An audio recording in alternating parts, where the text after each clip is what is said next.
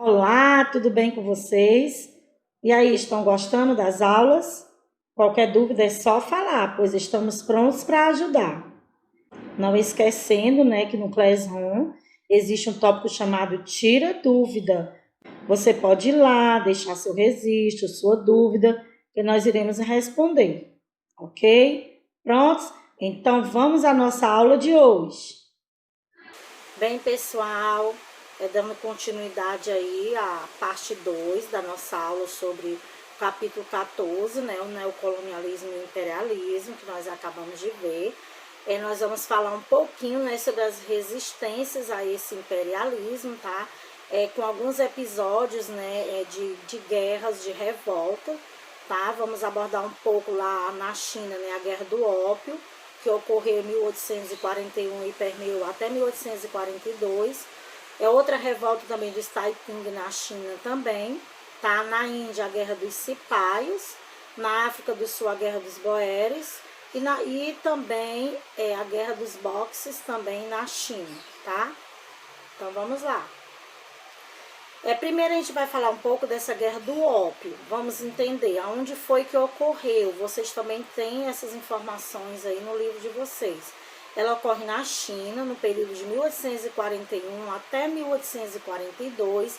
Eu coloquei aqui alguns motivos, tá, para essa guerra. O motivo foi justamente a dominação inglesa sobre a produção do ópio, que eu vou explicar o que foi esse ópio, tá?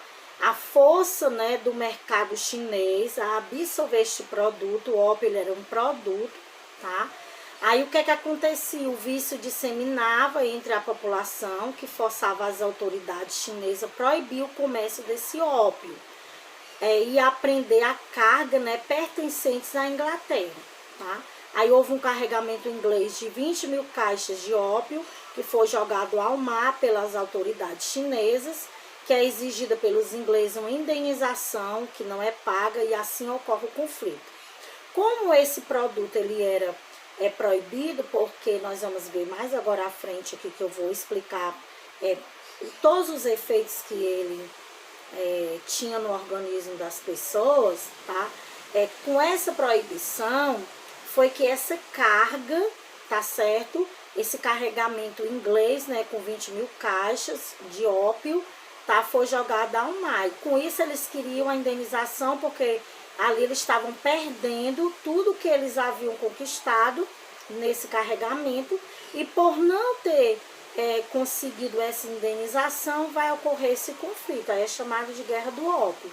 Aí quais foram as consequências para isso, né? Primeiro houve a assinatura do Tratado de Nanking como consequência, né, que abriria 5 portos chineses ao livre comércio, abolia a fiscalização chinesa e entregava a ilha de Hong Kong a domínio inglês, tá? Em 1860. Aí é assinado o Tratado de Pequim, que abre mais 7 portos ao comércio internacional. Então, isso seriam as consequências disso. Aí veja aí, né? Os comerciantes ingleses descobriram esse produto, que era o ópio, né? Que era muito apreciado pelos chineses, esse produto, tá?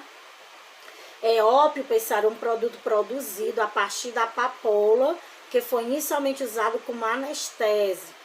Aí seu uso comum como anestésico evolui no período imperialista. Aí ele passa a ser usado em larga escala como narcótico. Que é isso, professora? Ele, no lugar dele fazer, né, o uso dele ser para anestesiar alguma coisa, tá? Como o teor dele anestésico, eles agora passam a usar em escala larga, né? Digamos assim, como narcótico, como drogas, tá bom? É como, por exemplo, a maconha, né? A maconha ela não é legalizada no Brasil. E os povos, alguns povos usavam, né, essa folha da maconha como um remédio. Só que depois de muito tempo ela foi disseminando também como uma droga. E era justamente isso que estava acontecendo com esse produto ópio, tá? Então esse ópio era mascado ou fumado, que provocava justamente euforia seguida de sono. Aí o uso repetido conduz à dependência química, veja aí que é uma droga, né? E a seguir uma decadência física e intelectual. É por isso que ele passou a ser um produto totalmente proibido. Aí veja aí que eu coloquei aí, ó. O ópio tem um cheiro típico, né, que é desagradável, tá? Seu sabor é amargo, pouco acre, né, sendo ele de cor castanha, tá? Os britânicos produziam a papoula na Índia, né, e vendiam o ópio na China, tá certo? Aí a população chinesa, né, passa a consumi-la e as taxas de consumo são monstruosas, porque é uma droga, né, que se evoluiu, ela não estava mais fazendo o seu efeito que deveria fazer de uma anestesia e agora estava se usando como uma droga realmente. Aí houve o tráfico desse produto, né, que era promovido pela Companhia Britânica das Índias Orientais, tá? Aí eles começaram nesta guerra do ópio, que houve a primeira guerra, que sendo assim, em agosto de 1842, né, houve a assinatura do Tratado de Nanking, que eu abordei logo aqui no início. Aí o primeiro dos chamados tratados desiguais, né, onde eles terminavam a primeira guerra do ópio, tá? Como consequência desta guerra, a China entregou a Grã-Bretanha e o domínio sobre Hong Kong, né? E com isso pagou uma pesada indenização, tá? E teve de abrir 5 portos ao comércio internacional. Isso tudo traz a consequência, tá certo, dessa guerra do ópio.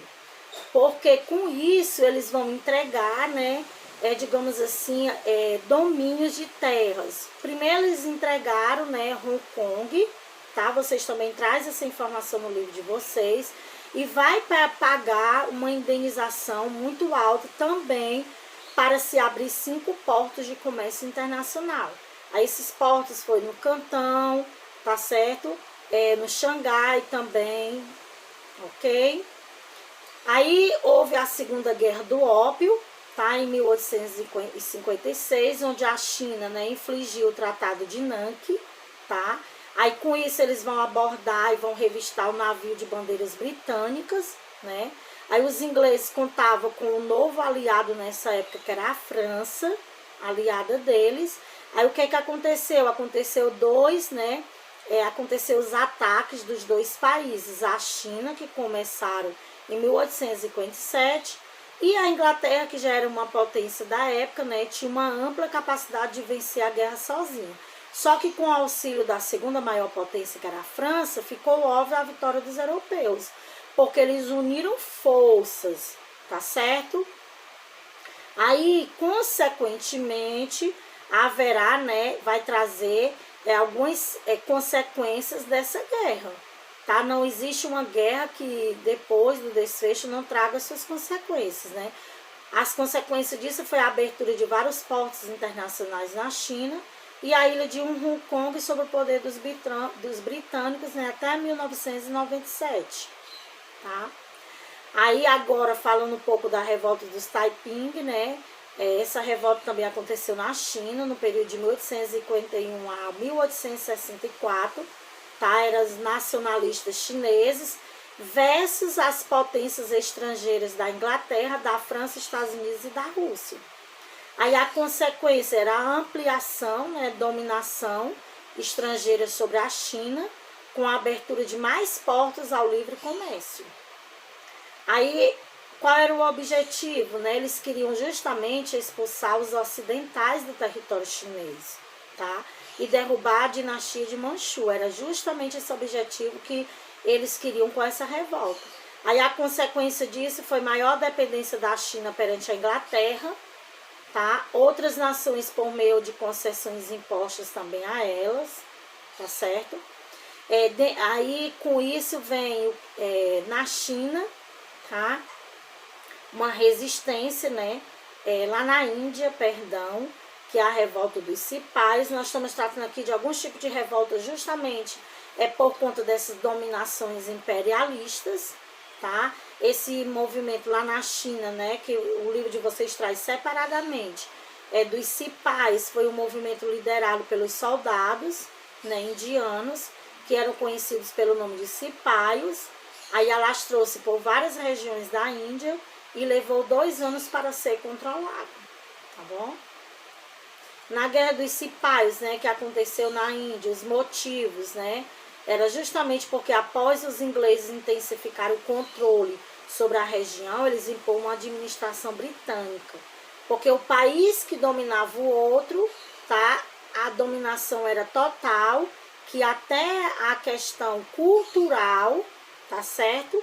Era passada a exercer a cultura daquele país que havia conquistado e dominado aquela nação.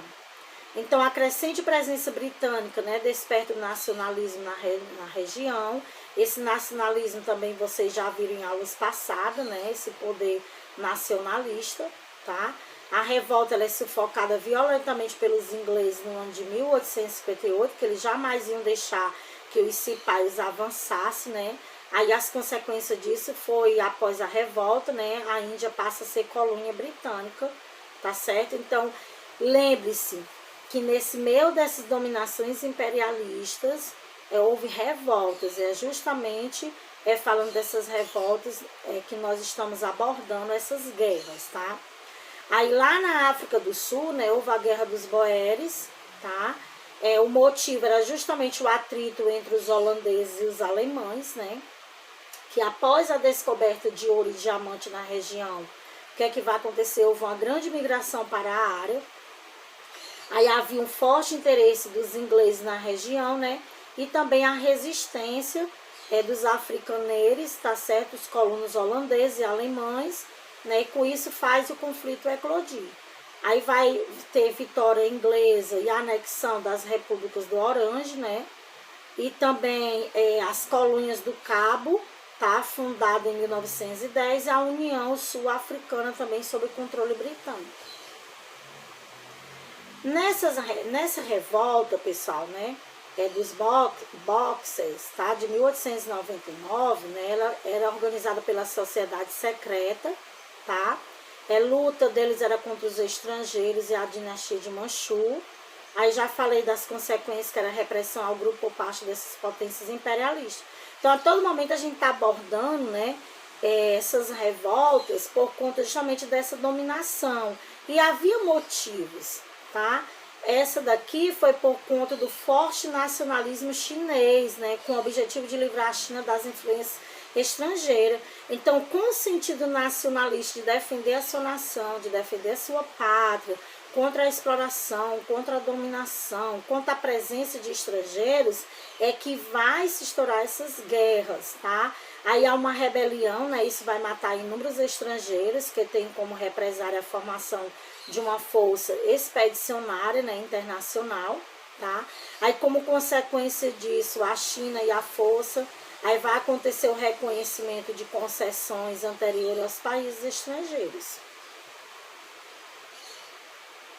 Aí vamos falar agora da Era Meiji, que também traz dentro desse capítulo de vocês, que foi o imperialismo japonês. Vamos entender, né? Em 1854 o Japão se dividiu diante de ameaças estrangeiras, tá? Aí em 1868, após uma guerra civil, o poder passa a ser controlado pelo imperador Mitsuhito. O imperador estava decidido a modernizar o país, tá? Só que nesse período aqui, a China, né, ele tinha um sistema feudal, baseado em terras. Como era que no sistema feudal eles iriam conseguir o desenvolvimento através desse sistema? Então precisava abolir esse sistema, tá certo? Então o que é que vai acontecer? Primeiramente eles vão abolir o sistema feudal, né? E vai aprovar uma constituição. Com isso foi constituído um parlamento, ferrovias que foram construídas, né? E o calendário ocidental, dentre outras mudanças. Aí nós vamos ver que com essa era Meiji no Japão, né? O Japão, que era uma economia fechada até meados do século XIX, aí quando os Estados Unidos eles começaram a pressionar pela abertura de seus portos, tá? Aí vai acontecer essas novas mercadorias que gerou uma crise nesse sistema feudal. Aí o líder político que pertencia a essas famílias proprietárias de terra não consegue mais se consolidar dentro do feudalismo. Aí em 1868, o novo imperador, tá certo? Ele vai subir ao trono e acaba com esse sistema shogunato e inicia uma série de reformas incentivando a industrialização. Nós sabemos que para haver desenvolvimento precisa haver área industrial, porque a industrialização ela também traz o trabalho, o emprego, o desenvolvimento. Já no período feudalista, não, era só a questão das terras, tá bom? Então, dentro de um sistema feudal, não haveria progresso. Por isso que até esse período a China era uma economia totalmente fechada, porque eles não comercializavam com ninguém. Aí, a partir daí, né, após eles derrotarem os russos na luta pela Manchúria, o Japão se torna imperialista, tá bom? Aí o que é que vai acontecer? As consequências do imperialismo.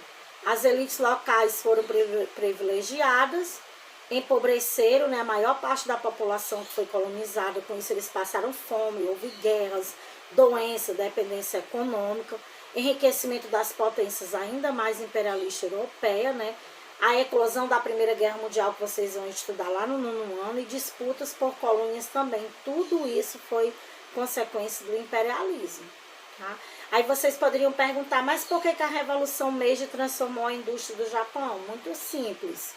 Porque ela conseguiu tirar o Japão justamente do isolamento mundial do sistema feudal. Como a base da economia deles era uma base feudal, eles eram trancados, eles não comercializavam com outros povos e outras nações. Aí quando surge a era Meiji, tá, que abole esse sistema feudal e ele lança a era industrial, aí haverá uma grande prosperidade que nós vemos até hoje, né? Essa questão tecnológica, né, muito forte, tá, no Japão, tá? Aí com a Revolução o Japão se torna o primeiro Estado-nação asiático moderno com desenvolvimento social e econômico, que antes eles não tinham esse desenvolvimento até chegar à era Meiji. E qual foi a causa da Guerra do Ópio? Relembrando aí a vocês o que nós vimos. A Guerra do Ópio, pessoal, surgiu justamente na tentativa da China, né, de sufocar o comércio de ópio, na tentativa de suprir o comércio da droga e restabelecer a ordem social, tá certo? Porque essa droga, né, não ficava internamente na China. Lembra dos carregamentos dos navios ingleses com essa droga, com esse ópio, né? Aí, em 1839, o governo chinês confisca e destrói 20 mil caixas de ópio, que totalizavam 1,4 mil toneladas, porque essa droga estava saindo, tá, para fora, não estava mais sendo um comércio interno, mas um comércio externo, tá certo? Aí, quais foram as principais consequências dessa guerra, né, do ópio para a China? Como um dos grandes comércios britânicos era o ópio, né, trazido lá da Índia, que trouxe graves problemas sociais para a China, aí quando o governo chinês ele proíbe o comércio do ópio, o que é que vai acontecer? Os ingleses vão atacar, né? Aí a principal consequência foi o Tratado de Nanquim e a posse da ilha de Hong Kong, que nós já abordamos também sobre isso, tá certo? Aí como é que ocorreu a revolta dos cipaios? São algumas perguntas que eu creio que vocês iriam me fazer se nós estivéssemos nas aulas presenciais. É por isso que eu estou retratando novamente para deixar fixado aí na memória de vocês. Uma das grandes causas da revolta foi o alistamento obrigatório dos jovens indianos, né, no exército da Companhia Britânica das Índias Orientais, aí a qual representava a coroa inglesa na Índia. Aí estes soldados deveriam garantir toda a segurança do transporte, né, a comercialização dos produtos que circulavam nesse período na colônia. Por isso que ocorreu a revolta dos cipaios. Quem eram os cipaios? Né? Vocês poderiam estar se fazendo essa pergunta. Eram soldados indianos que serviam no exército da Companhia Britânica das Índias Orientais sobre as ordens de oficiais britânicos. Tá? Então é isso aí, pessoal. Né? Eu termino a nossa explicação da aula de hoje, né, com essa frase: educar não é ensinar respostas, educar é ensinar a pensar. Essa frase é de Rubem Alves, é por isso que eu termino e inicio a nossa videoaula com isso, fazendo com que vocês possam, né, pensar, tá certo? Porque educar não é dar essas respostas prontas, mas é fazer com que vocês vão em busca de pesquisas, de leituras, de outras fontes. É isso que eu quero que vocês façam, tá certo? Dentro desse capítulo 14, tá bom? Nós ainda teremos uma outra videoaula onde eu vou responder às atividades propostas desse capítulo 14. Eu espero que vocês possam estar aí acompanhando as nossas videoaulas. E as possíveis dúvidas, né, vocês já sabem onde nos procurar. Espero aí ter contribuído com vocês, tá certo? E peço também que vocês leiam o material didático de vocês, pesquise, busque outros conhecimentos. E nas nossas aulas presenciais, tá? Dúvidas que vocês terão, a gente pode estar aí tirando as dúvidas com vocês também, ok? Gente, é isso. Este foi o conteúdo desta semana. Não esqueçam de estudar, de revisar o conteúdo, fazer as leituras e as atividades necessárias. Lembrando, dúvidas, nos procure no Classroom, no tópico Tira Dúvidas. Estamos disponíveis. Até a próxima aula.